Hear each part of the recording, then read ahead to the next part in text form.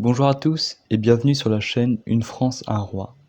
À l'occasion d'une réunion d'études pour le Cercle royal des enfants de France, je suis intervenu en tant que vice-consul d'Occitanie pour parler du 14 juillet 1789.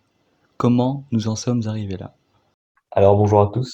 Nous allons aborder la Révolution dite française, c'est ce grand soulèvement du peuple contre le roi et les privilèges.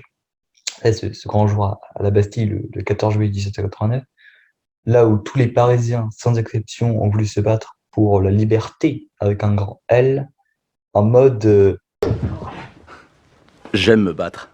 pour la liberté.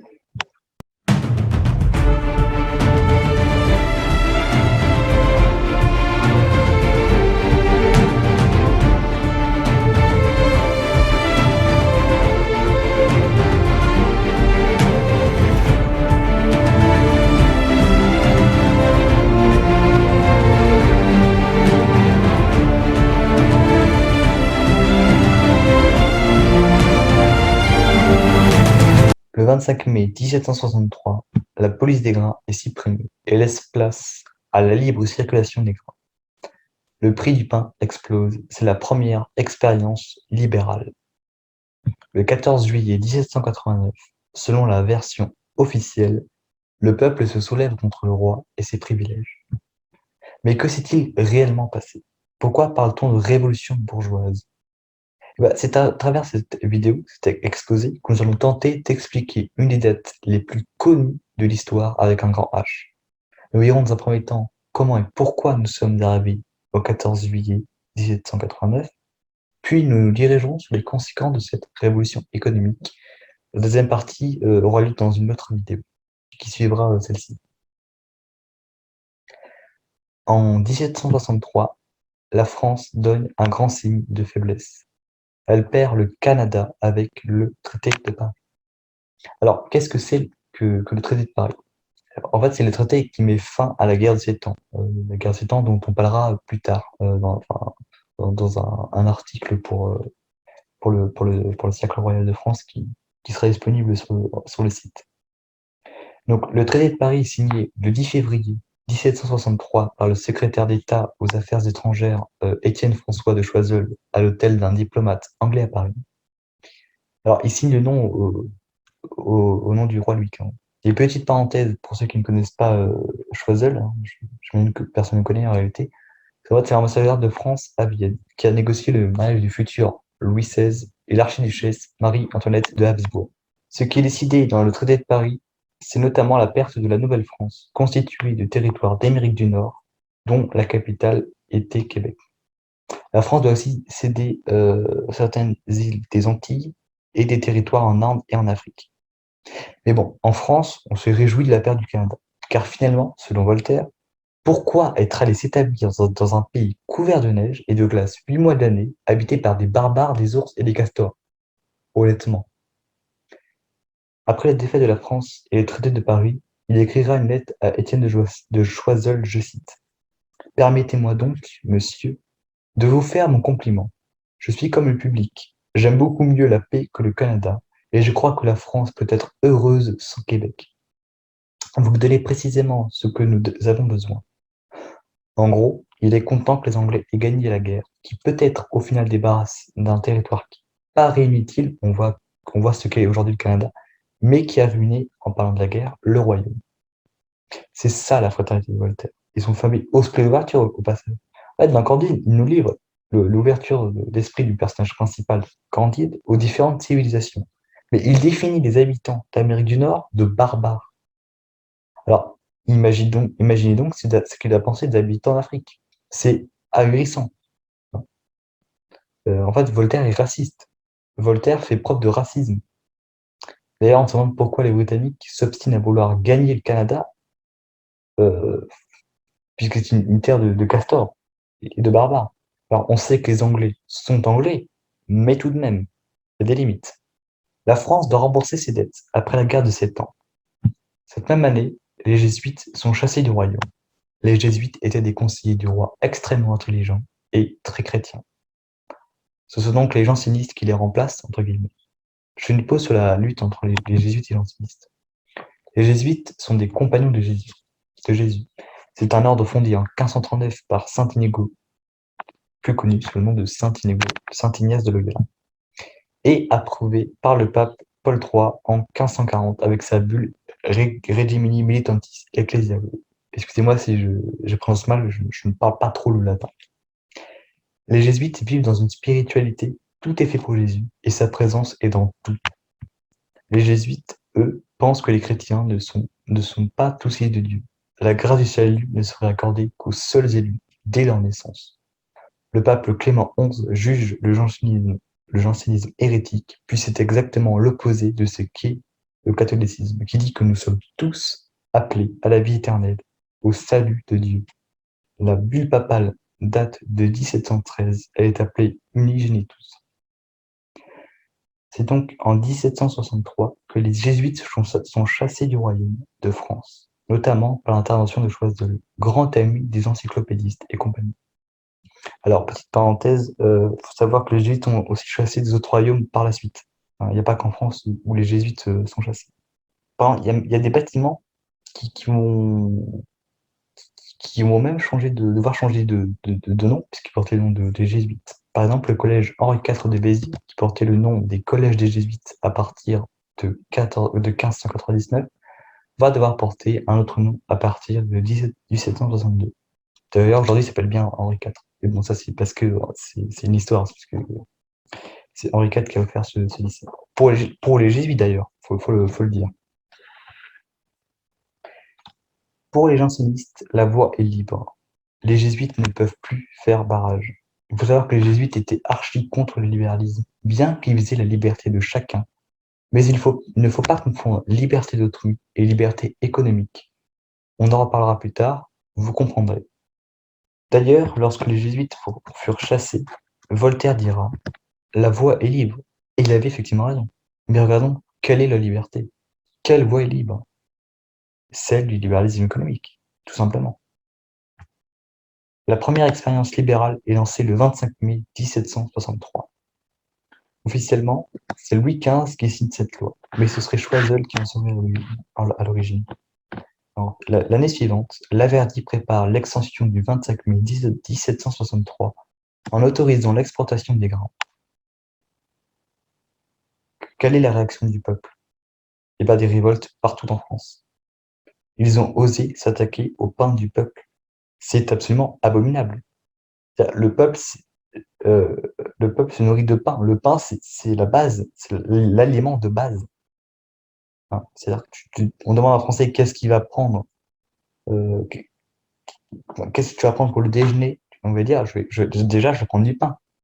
Un repas sans pain, ça n'existe pas. Tout le monde peut se payer du pain. Et avec ça, le prix va exploser. Le 14 juillet de l'année 1770, on ne sait pas encore là, l'abbé Terré révoque l'édit d'exportation des grains, considérant qu'il favorise les marchands et non pas les consommateurs. Voilà, là, ils ont compris que le libéralisme n'est pas forcément la meilleure solution. Alors, en réalité, j'ai vu que l'abbé Terré ne serait pas un anti-libéral. Libéral. Apparemment, ce serait au contraire, mais bon, je ne vais pas m'aventurer sur ce terrain que je ne connais pas. En 1774, Louis XVI est roi de France à la mort de Louis XV et il nomme un certain Jacques Turgot au contrôle général des finances la même année. Alors, oui, je reviens dessus sur les contrôleurs généraux des finances. En fait, euh, il va y avoir souvent des changements parce que là, on va pas tous les citer, mais comme il y a des problèmes de faillite, puisque personne n'arrive à résoudre la dette, bah en fait, il va souvent y avoir des changements. En fait. Je prends un exemple qui n'a pas de rapport, mais c'est pour vous dire. Par exemple, au Paris Saint-Germain, le club de foot du Paris Saint-Germain, ils sont en quête de quoi? De chercher ce qu'on appelle la Ligue des Champions. Donc, comme chaque année, ils n'y arrivent pas, ils changent d'entraîneur chaque année. Enfin, tous les 2-3 ans. Hein, parce qu'ils sont en attente de résultats constants. Voilà, donc c'est une petite parenthèse, c'est un exemple. Donc Turgot était ami avec Voltaire. donc c'est lié d'amitié avec lui. D'ailleurs, il me semble qu'il a participé à l'encyclopédie avec Diderot, mais à vérifier. Donc on va bien remarquer qu'il était bien avec Voltaire, en plus du fait qu'il soit fils d'un ancien prévôt des marchands, proche de la bourgeoisie, parisienne notamment. Il déclare que l'administration ne doit pas s'occuper du commerce. En somme, c'est un libéral convaincu. Par conséquent, il déclenche la guerre des farines en lançant la deuxième expérience libérale, début mai 1775. Louis XVI se fait littéralement manipuler. Je rappelle que c'est, ouais, je rappelle que c'est, oui, que les jésuites ne sont plus là pour le conseiller Louis XVI. Le peuple a faim. Le prix du pain explose et le peuple ne comprend pas. Les émeutes vont encore avoir lieu, notamment une grosse affaire à Dijon, où Turgot enverra l'armée pour calmer le peuple qui a faim. Turgot arrivera à convaincre le roi que ceux qui sont contre le libéralisme sont trop idiots à comprendre que c'est bien que le prix du pain augmente et ne puisse plus se l'acheter. Mais le peuple est trop bête pour le comprendre. Le peuple est complotiste contre la raison, contre la réalité des choses, selon Turgot. J'ai remarqué, donc, complotiste contre la raison, contre la réalité des choses, ça me fait penser à Emmanuel Valls lors d'un échange à l'Assemblée nationale avec Dominique Dore, donc député de la Savoie, donc qui dit justement ça à Dominique Dore, donc Dominique Dore qui est donc de parti de l'UMP à l'époque, donc des Républicains, donc Emmanuel Valls du Parti socialiste, qui disait par rapport au fait que l'État s'occupe mieux que le gouvernement s'occupait mieux des commerces, des capitaux étrangers que des capitaux nationaux. Et Emmanuel Valls a répondu ceci, que De Meilleur était en dehors des clous de la réalité. C'est-à-dire qu'en gros, non, vous êtes complotiste, vous mentez, retournez, non. Donc j'ai remarqué ça, donc si vous voulez, la vidéo sera disponible dans la description. Lors des émeutes, Voltaire d'ailleurs, tout proche de la mort puisqu'il meurt en 1778, dommage pour lui, il ne verra pas le 14 juillet 1789, qui aura lieu 11 ans plus tard. Alors il s'excite et dérape sur celle-ci dans sa diatribe à l'auteur des éphémérides. Alors les éphémérides, pour ceux qui ne savent pas, ce sont des faits, hein. Là, les éphémérides, ce sont donc la guerre des farines, donc la violence qu'il y a eu durant cette période-là. En effet, il écrit le peuple comme un fou, détruisant les moulins, en criant «On veut du blé». Toute cette folie commandée par les prêtres des villages qui disaient «Saccage tout, Dieu le veut». Maintenant, vous savez ce qu'est l'anticléricalisme.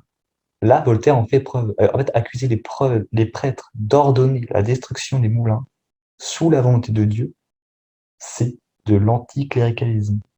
D'où est-ce que tu as vu que Dieu peut détruire les moulins et que les paysans vont les détruire? Je pense que c'est assez fin pour ne pas les détruire. Alors, Turgot, c'est aussi, pour ceux qui connaissent, celui qui a supprimé les corporations de métiers, hein, donc qui garantissait les salaires des travailleurs. Donc, si on résume, le travailleur ne peut plus payer le pain pour sa famille, et son salaire n'est pas garanti. Turgot dira que le travailleur peut se payer son pain, mais pas celui de sa femme et de ses enfants. Donc, il faut qu'eux aussi travaillent. Le travail des enfants en France est pensé sous le ministère de Jacques Turgot. Nous verrons quelles seront les conséquences au XIXe siècle. Je pense que vous les connaissez déjà.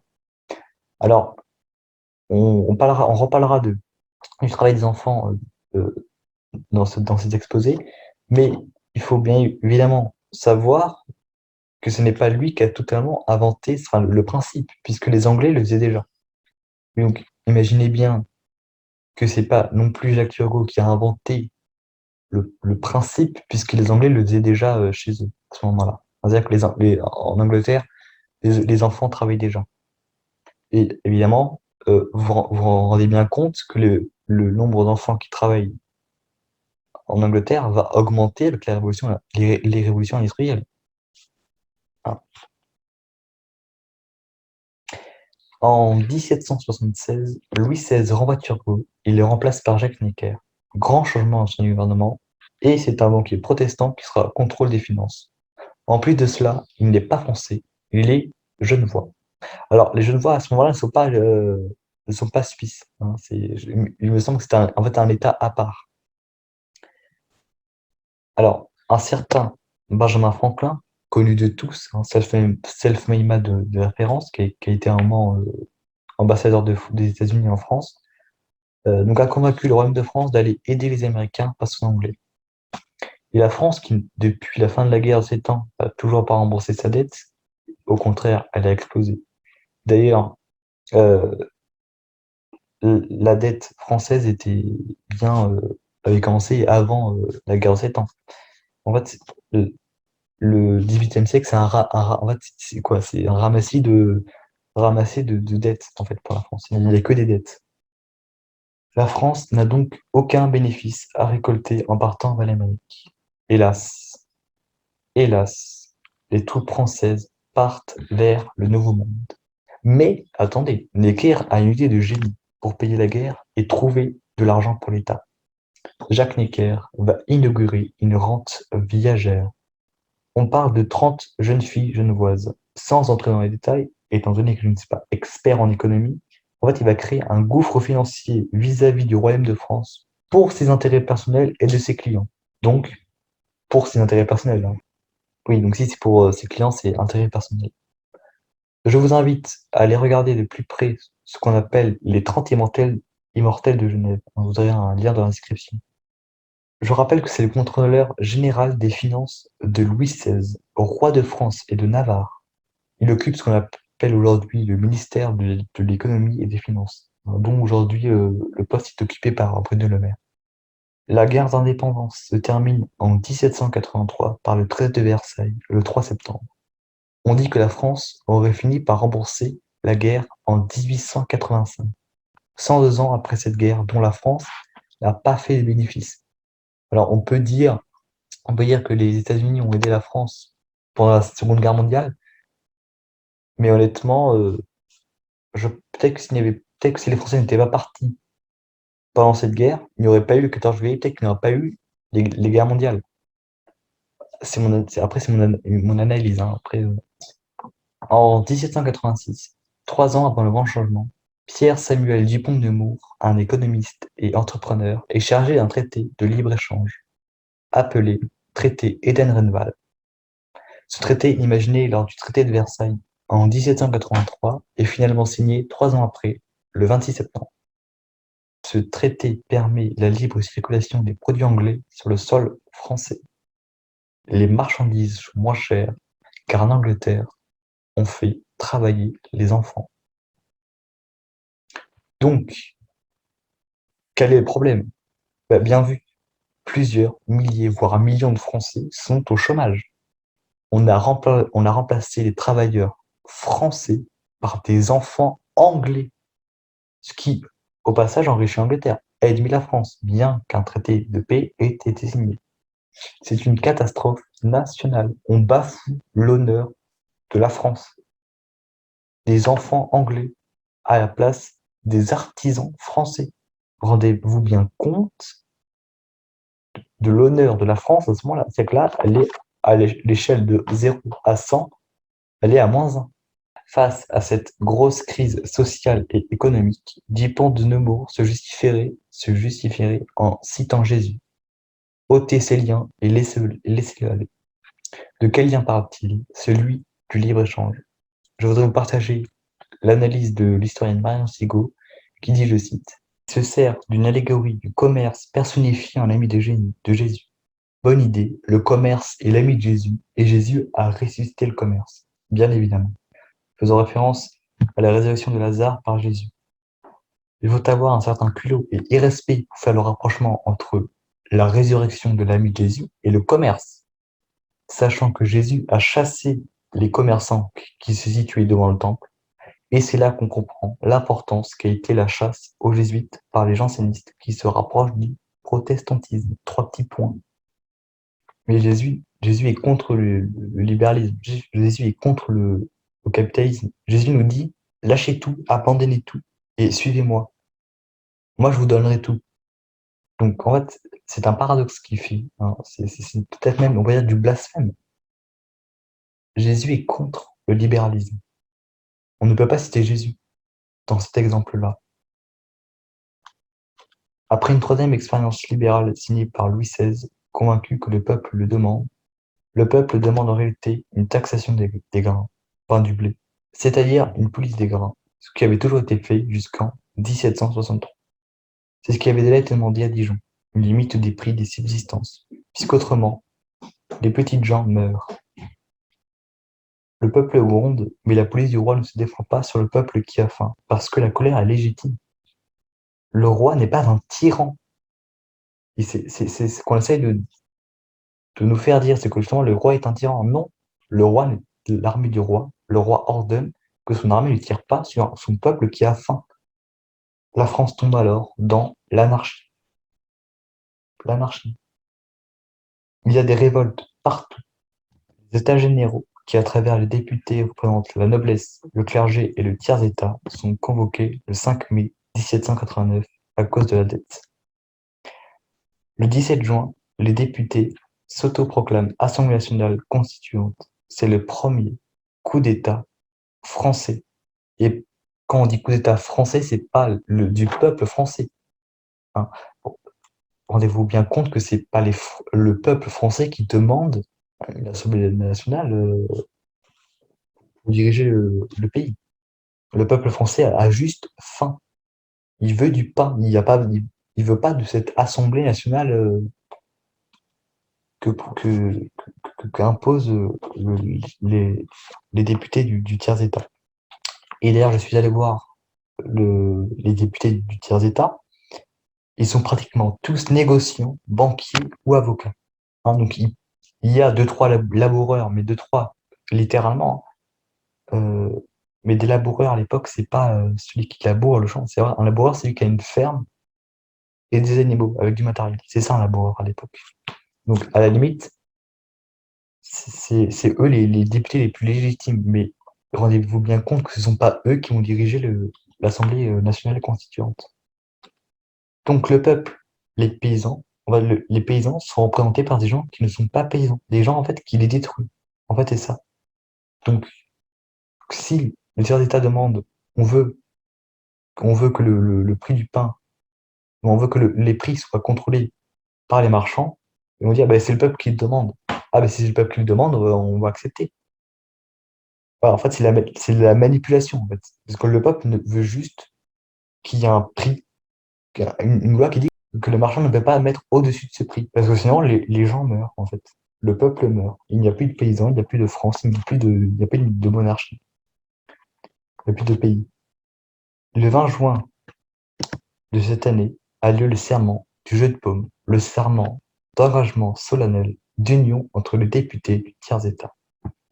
Le 11 juillet, au Palais Royal, résidence de Louis-Philippe Égalité, duc d'Orléans et accessoirement grand maître du Grand Orient de France, donc pour les francs-maçons, on prépare l'insurrection. Donc, Louis-Sébastien Mercier, auteur des Lumières, écrit dans Le Nouveau Paris, je cite, « Nous sommes les plus nombreux et nous serons les plus forts. Armons-nous et que tous nos citoyens s'arment. Tout est prêt. La fin de la monarchie. Et là, ils vont pouvoir instaurer le libéralisme économique. Et d'ailleurs, ce sera une des premières mesures de l'Assemblée constituante, si ce n'est la première. » Le 14 juillet 1789, les Parisiens qui ont faim, qui sont au chômage, en colère, participent à la prise de la Bastille, qui n'a jamais été une bataille, seulement 7 prisonniers embastillés. Mais la poudre à canon est présente. L'Assemblée a créé une armée. L'Assemblée paye ses paysans pour qu'ils soient à leur ordre, leur fournit des armes. Voilà comment nous sommes arrivés à la Révolution dite française. Non pas par et pour le peuple, comme est le principe de la République, mais par et pour les bourgeois, comme est en réalité le principe de la République. Je vous remercie.